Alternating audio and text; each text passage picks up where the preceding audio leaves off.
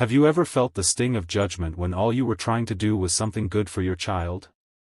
The moment when Marcus Henderson stepped into his daughter's classroom that afternoon, carrying his strange-looking contraption, he had no idea the ridicule that would follow, or how a simple school intercom would transform not just his life, but an entire community. This is a story about resilience, innovation, and how sometimes, the most judged among us become the most celebrated. If this kind of real, emotional storytelling resonates with you, please consider hitting that like button and subscribing to our channel. Your support helps us continue sharing these powerful human stories that remind us we're all connected in our struggles and triumphs. Marcus Henderson's alarm blared at 5:30 a.m., as it did every morning. 6 years of single parenthood had trained him to function on minimal sleep, but today felt heavier than most. His joints ached from another late night in the garage, hunched over his workbench, fingers raw from sanding wood and tightening screws. "Daddy?" 8-year-old Lily appeared in the doorway, her wild curls framing sleepy eyes. "Is it finished yet?" Marcus smiled despite his exhaustion. "Almost, sweetheart. Just needs a few more adjustments." He didn't tell her about his doubts, how he'd torn apart and rebuilt the contraption 3 times already, how his meager savings were dwindling, or how his boss had warned him about taking any more time off. Some burdens weren't meant for children's shoulders. Since Emma's death 4 years ago, Marcus had been both mother and father to Lily. His wife's absence left a void that seemed to expand rather than shrink with time. But it was Lily's diagnosis last year that had truly tested his strength. Spinal muscular atrophy, words that had changed everything. The medical bills mounted. The special equipment costs were astronomical. And when Lily's school informed him they couldn't provide the specialized seating she needed for proper support during their upcoming science fair, where Lily was presenting her project on butterflies, Marcus did what any parent would do. He decided to build it himself. He wasn't an engineer. Just a warehouse foreman with basic woodworking skills inherited from his father. But love made people attempt impossible things. "Breakfast in 10, Lily Bug," he called, sliding his feet into worn slippers. "Blueberry pancakes today." Lily's cheer from down the hall made the sleepless night worth it. The garage workbench was cluttered with sketches, tools, and the nearly completed adaptive seat. It wasn't pretty, Marcus knew that. The ergonomic design he'd researched and adapted was functional but rough around the edges. He'd salvaged parts from thrift stores and discount bins, reinforcing weak points with whatever materials he could afford. The seat needed to provide proper back support while allowing Lily to sit at proper height with her classmates. It needed to be lightweight enough for him to transport, yet stable enough to keep her secure. And critically, it needed adjustability as her condition progressed. Marcus ran his fingers over the red cushion he'd so carefully attached.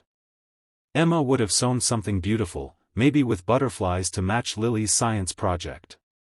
His version was plain fabric from a clearance bin, but he'd made sure it was soft. "It's going to work," he whispered to himself. "It has to." After breakfast, he loaded the seat into his decade-old sedan. The school had reluctantly agreed to let him bring in the custom seat, though their email had emphasized their limited liability. The subtext was clear: this was his responsibility, his risk. "Ready for your big day?" he asked Lily as he secured her in her regular car seat. She nodded, eyes bright with excitement that overshadowed any discomfort. "Mrs. Winters said I might win first place. My chrysalis opened yesterday, Daddy. The butterfly's wings are blue." Her enthusiasm was contagious, momentarily pushing aside his anxiety. "Just like we hoped. Your mom would be so proud of you." The mention of Emma brought a familiar bittersweet smile to Lily's face. "Do you think she can see my project from heaven?" Marcus swallowed the lump in his throat. "Front row seat, kiddo. Best view in the house." Westridge Elementary School buzzed with pre-science fair energy. Parents hurried in carrying poster boards and models, teachers directed traffic, and excited students pointed out their displays to friends. Marcus carried both Lily and the adaptive seat through the main entrance, his muscles straining under the awkward load. He'd become adept at carrying his daughter when needed, but adding the bulky seat made navigation challenging. "Mr. Henderson." Principal Vaughn approached with a tight smile. "I see you've brought the seat we discussed." "Yes, sir." Marcus shifted Lily's weight. "Just as we arranged by email." The principal's eyes scanned the homemade creation with poorly concealed doubt. "Mrs. Winters will show you where Lily's presentation is set up. I trust you'll remain with her throughout the event to ensure safety." The emphasis on the last word stung, but Marcus only nodded. Mrs. Winters, Lily's third-grade teacher, proved more welcoming. Her genuine smile warmed as she led them to Lily's station, complimenting the butterfly display they'd worked on together for weeks. "And this must be the special seat you mentioned," she said, eyeing Marcus's creation. "It's not much to look at," Marcus admitted, "but it's designed specifically for Lily's needs. The angle helps with her posture, and these supports," he pointed to the adjustable sides, "give her stability without restricting movement." "Daddy made it just for me," Lily added proudly. "Nobody else has one like it." Mrs. Winters's expression softened. "That's wonderful. Let's get you set up before the judges come through." Marcus positioned the seat, making final adjustments while Lily directed him with the authority of a tiny foreman. He was so focused on ensuring her comfort that he didn't notice the group of parents gathering nearby until the whispers reached his ears. "Is that supposed to be a chair? Looks like something from a garage sale. Couldn't he just buy something appropriate? So dangerous looking. I wouldn't let my child sit in that." The last comment, spoken loudly enough to carry, came from Diane Mercer, PTA president and mother to Bryson, a classmate of Lily's. Marcus had encountered her type before: designer clothes, luxury SUV, and the conviction that money equaled superiority.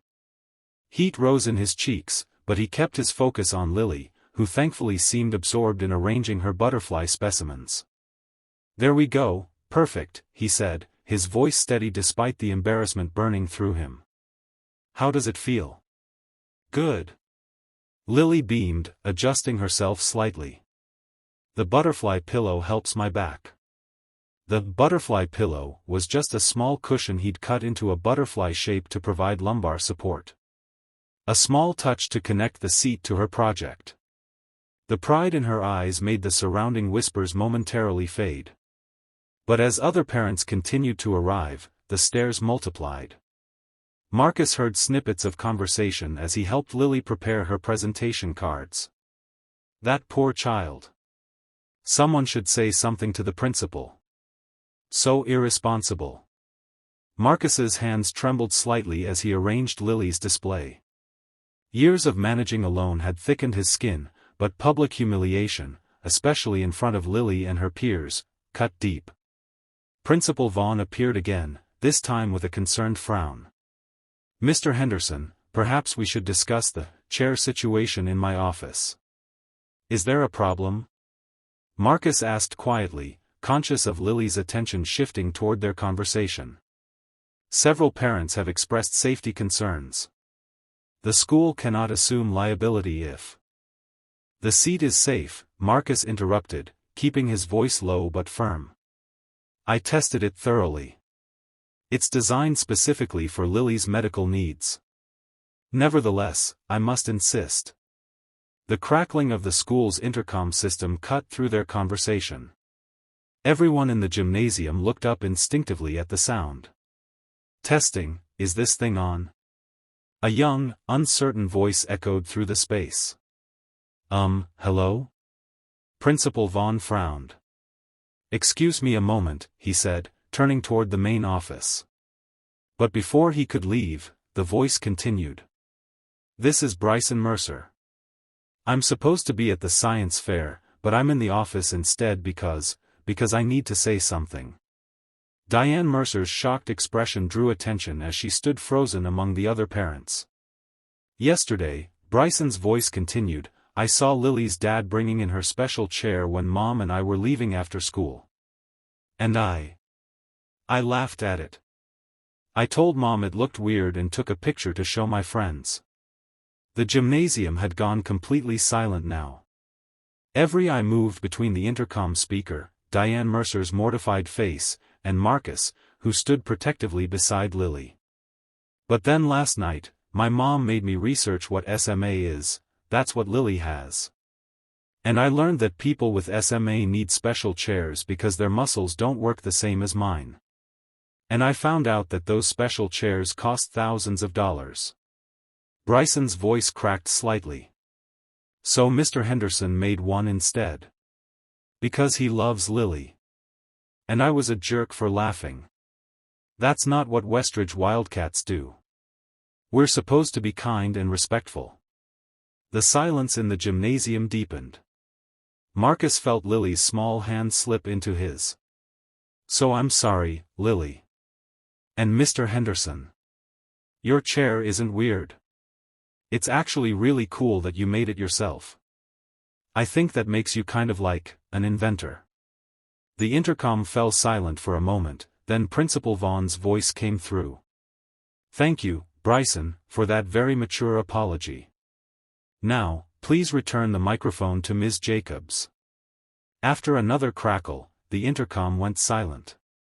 All eyes were on Marcus and Lily now, but the quality of the attention had transformed. Where there had been judgment and mockery, now there was something else, discomfort, reflection, and in some faces, genuine regret. Diane Mercer approached slowly, her confident stride replaced by hesitant steps. Mr. Henderson, she began, her voice pitched low.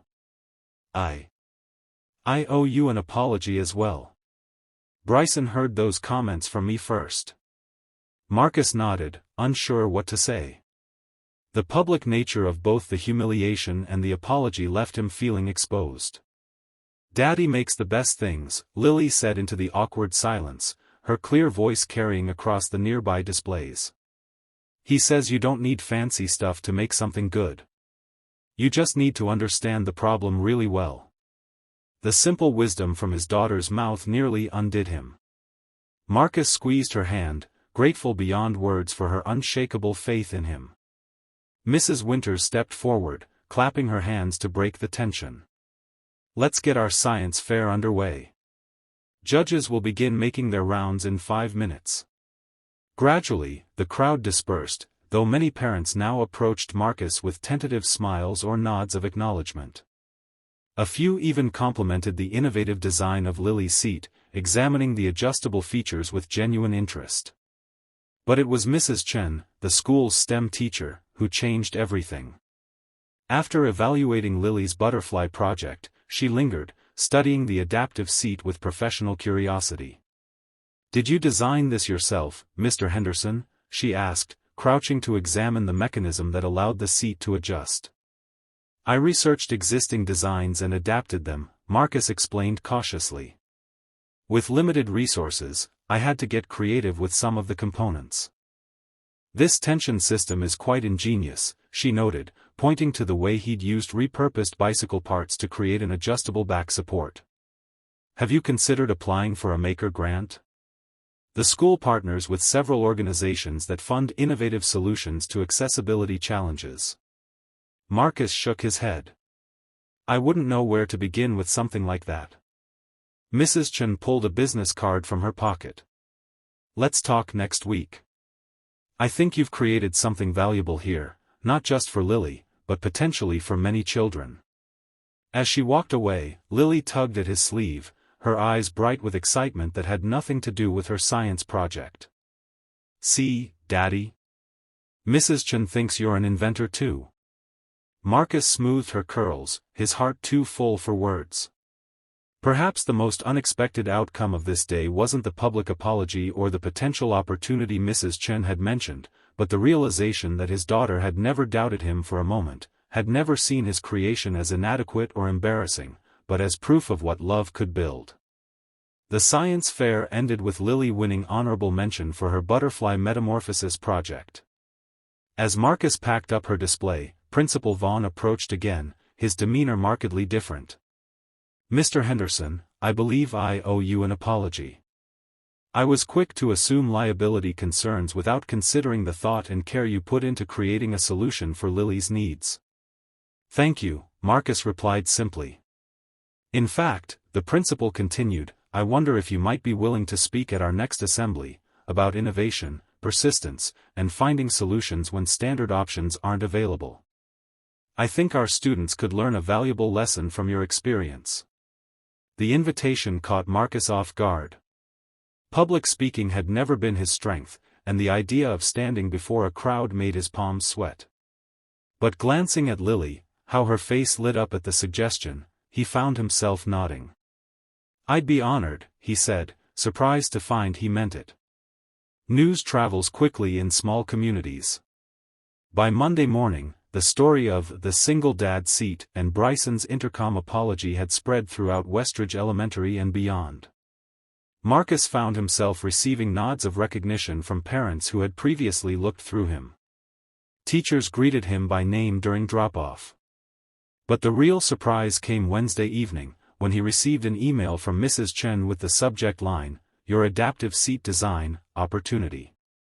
She had shared photos of Lily's seat, taken with Marcus's permission, with a friend who worked at Assistive Technologies Initiative, a non-profit organization that developed affordable accessibility solutions for children.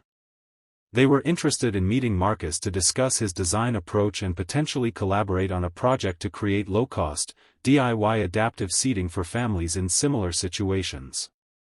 Marcus stared at the screen, reading and rereading the email as Lily completed her homework at the kitchen table.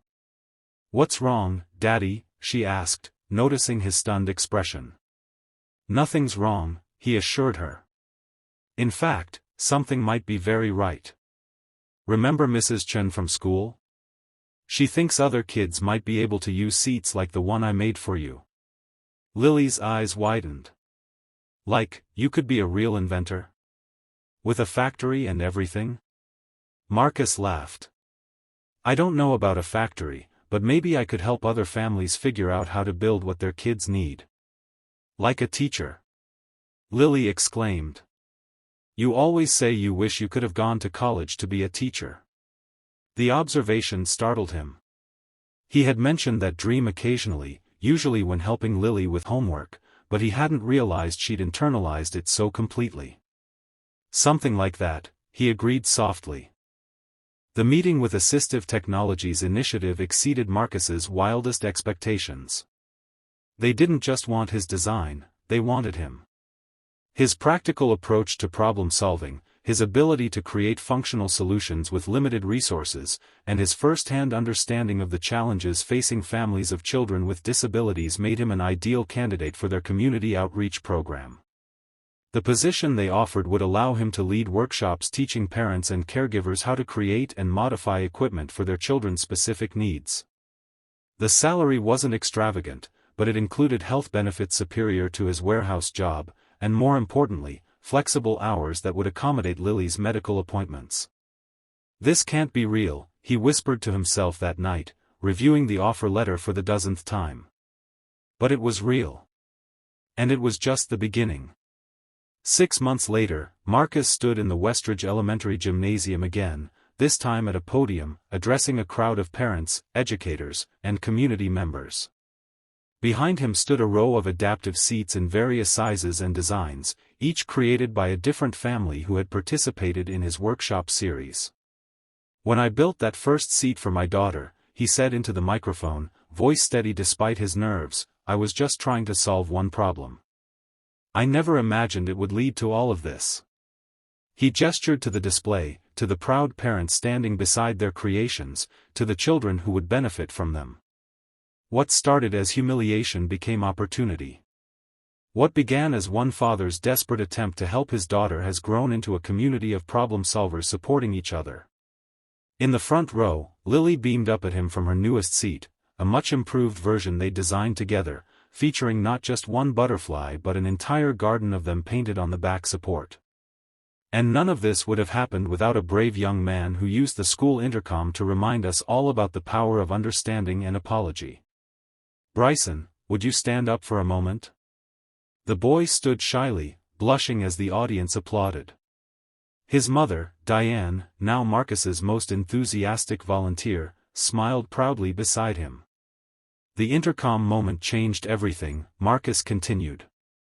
But the real transformation came afterward, when this community decided to look beyond appearances and recognize the potential in unexpected places. As he concluded his speech and the workshop exhibition opened to the public, Marcus found himself surrounded by people eager to share their stories, seek his advice, or simply thank him for showing what was possible with limited resources and unlimited determination. Lily maneuvered her chair through the crowd to his side. "You're famous now, Daddy," she giggled. Marcus crouched beside her. "Not famous. Just noticed." "Mom would be super proud," Lily said confidently. "She always said you could fix anything." Marcus swallowed hard, the memory of Emma still bittersweet after all these years. "I'm not sure about anything, but I'll never stop trying." "That's what makes you special," said a voice behind him. Marcus turned to find Mrs. Chen smiling warmly. "That persistence is what we need more of in education, and in life." As the evening continued, Marcus watched families examining the adaptive equipment, asking questions, taking notes. The atmosphere hummed with possibility rather than judgment. Where once there had been whispers and stares, now there was collaboration and hope. Near the exit, a display had been set up showing the next phase of the initiative, a free online database of adaptive design plans, categorized by need, cost, and difficulty level. Marcus's designs formed the core of the collection, but others were rapidly being added as more families shared their innovations. Principal Vaughn stopped by as Marcus was explaining a particular feature to an interested grandfather. "You've transformed more than just seating options, Mr. Henderson," the principal observed. "You've changed how we approach problems in this school. Now when we identify a need, the first question isn't, can we afford the solution, but, can we create the solution together?" Marcus nodded, still somewhat uncomfortable with praise but growing accustomed to his new role. "That's the real point of all this." The seat was just the beginning. As the event wound down and families began to disperse, Marcus helped Lily gather her things, marveling at how differently he felt leaving this gymnasium compared to that science fair day many months ago. "Ready to go home, Lilybug?" he asked, collecting her jacket. She nodded, then pointed to the original seat, now displayed with a small plaque telling their story. "Can we keep that one forever? Even though I have the new butterfly garden chair?" "Of course," Marcus promised. "That's where it all started." "No," Lily corrected with the certainty only an 8-year-old could muster. "It started when they laughed, and then the intercom changed everything." Marcus smiled at her simple summation of their journey. "You're right. Sometimes the hardest moments lead to the best changes." As they moved toward the exit, Lily operating her chair with growing confidence, a young mother stepped into their path. Beside her stood a small boy with leg braces, his eyes fixed on Lily's chair with obvious interest. "Excuse me," the woman said hesitantly. "We're new to the area. My son Jackson was diagnosed with cerebral palsy last year, and we've been struggling with everything, really. Someone told us to come tonight, that we might find help here." Marcus extended his hand. "I'm Marcus Henderson. This is my daughter Lily. And I think you've come to exactly the right place." Jackson's mother's eyes filled with tears. "Everyone kept telling me what my son couldn't do, what equipment we couldn't afford. I just wanted someone to tell me what was possible." "Well," Marcus said, feeling Lily's small hand slip into his, "possibility is exactly what we specialize in here. Let's start by figuring out what Jackson needs most, and work from there." As they walked together toward the resource table, Marcus caught sight of their reflection in the gymnasium windows, a small but determined group, each with different challenges, united by the simple belief that solutions could be built with enough care, creativity, and support. From mockery to mentorship, from a makeshift seat to a movement, the journey hadn't been easy, but looking at Lily's confident smile, he knew every difficult step had led exactly where they needed to go. If this story touched your heart, please consider liking this video and subscribing to our channel. Every real-life challenge contains the seeds of unexpected opportunity, and by sharing these stories, we hope to inspire you to see possibilities where others see only problems. Remember, sometimes the moments that seem to break us are actually breaking us open to new purpose, and sometimes, a simple school intercom can change everything. Would you like to hear more stories like Marcus and Lily's? Let us know in the comments below what aspects of this journey resonated most with you.